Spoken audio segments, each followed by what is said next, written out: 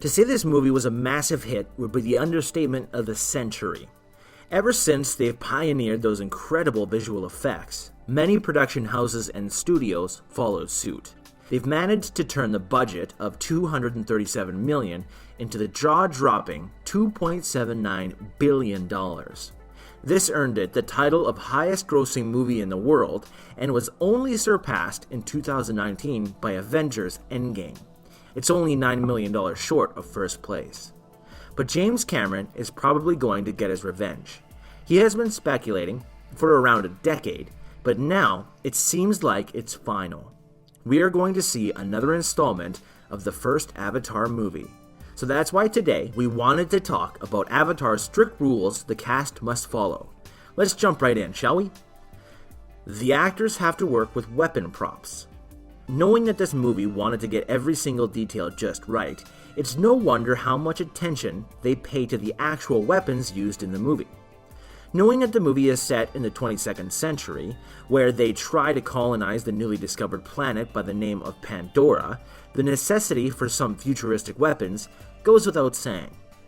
And when it comes to film, most of the weapons they are using on the set are actually props. They were not real guns. But Wada, the person behind the concept work for the arms, did a phenomenal job at making them seem realistic, that the actors actually felt like they were using real guns. This was done for the first movie, but since weapons have remained pretty much the same for the past 11 years, they were expecting to see the actors using props in Avatar 2. But that doesn't mean they will compromise on the design. Just look at what Rosengrant said about the first Avatar movie and the props they used as weapons there. Its weight, the tactility of the different materials. It's got a certain sheath on the outside. It feels like a real product, with a real pin and real graphics.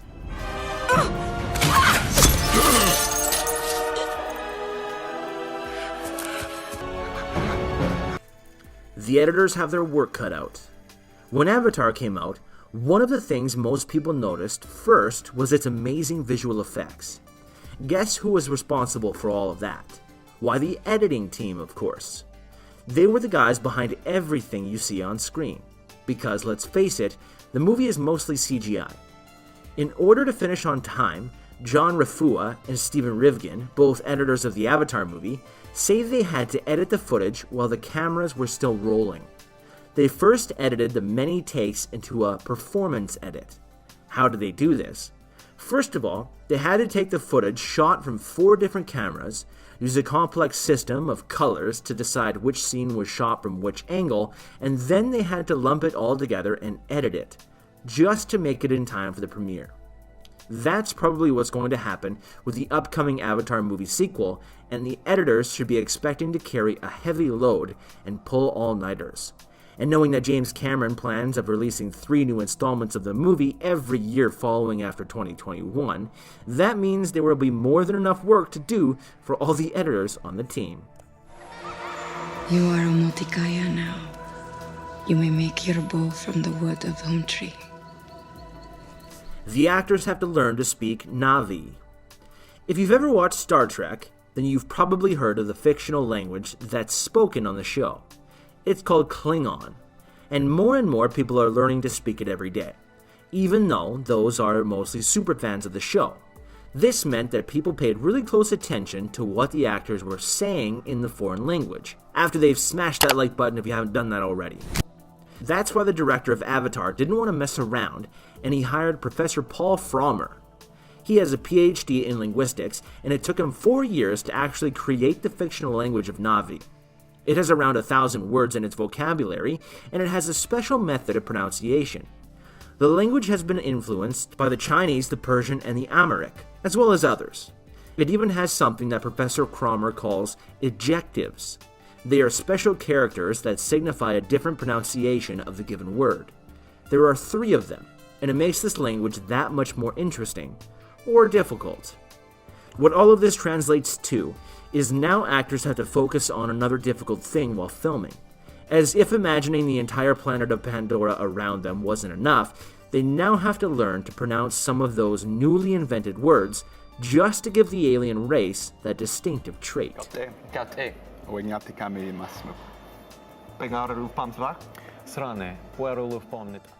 They have to pay special attention to the 3D aspect of the movie. If we know anything about James Cameron, it's the fact that he is a perfectionist. He wanted to make sure every little detail of the first Avatar movie was just right before the movie was ready to hit the big screen. And he sure as hell wasn't happy with the old technology used to film 3D.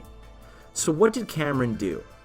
He perfected the 3D filming, and everyone is currently using the technology he pioneered.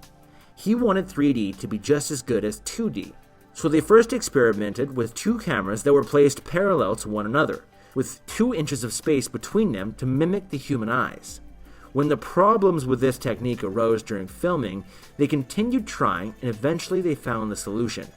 They used a beam splitter. This meant that they could keep the 2 cameras, but there was no blind spot in between and they could zoom in as far as they wanted to. Now for the 2021 Avatar 2, James Cameron plans on releasing a 3D movie which would work without the glasses. What? Are you serious? This guy created the modern 3D, and now around 10 years later, he's going to render it obsolete? Who knows what he plans on using to achieve this, but whatever it is, the camera crew and the actors are not going to be happy coming to work. Any new invention will take time to perfect, and this means more work for the guys involved. We hope this one tops the box office record set by the previous movie. In cryo, you don't dream at all. Doesn't feel like 6 years. More like a fifth of tequila and an ass kicking. The new facial technology. Ever since the first Avatar movie came out, it has been a game changer for the entire movie industry. James Cameron invented so many new methods of filming that he actually paved the way for modern day movies. After all, he was the guy that made facial tracking shots possible. On the set of Avatar back in 2009, they used a small camera that was held just a few inches away from the actor's face, and it recorded all of the facial movements and expressions the actor made. This allowed them to create a far more accurate depiction of the actor's emotions. They even used a special mask that resembled the actor's face, but the masks had holes drilled in it to mark where all of the white dots should go. If they were to do this by hand, it would have taken them hours to do, but this way it only took like 10 minutes, which saved them a lot of time filming. So in the upcoming Avatar movie, James Cameron is sure as hell going to be using that same technology from around a decade ago. So actors are expected to sit still for at least 10 minutes every day while they put on the masks and place the white dots.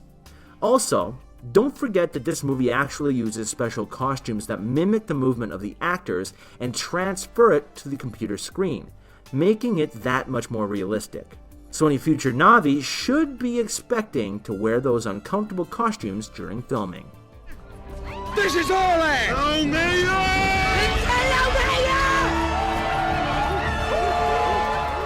Actors are extremely cautious not to reveal any sensitive insider secrets from the movie.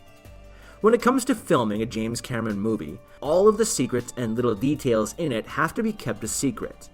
From what we've managed to uncover, Sam Worthington is going to be playing Jack Sully, Zoe Saldana will be portraying the role of Neytiri, Cliff Curtis will be Tonawari, and Joel David Moore will be playing Dr. Norman Spellman. And if the previous movie is any indication, actors will have to keep their mouths shut during interviews because they might reveal some crucial details about the new technology that James Cameron is probably going to use during filming.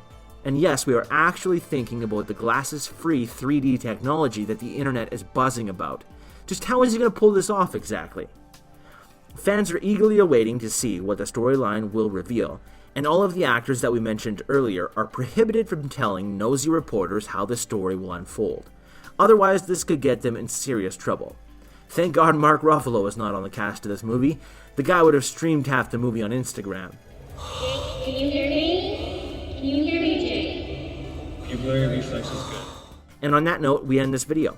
But hey, which one of these rules? You can tell us in the comments section below.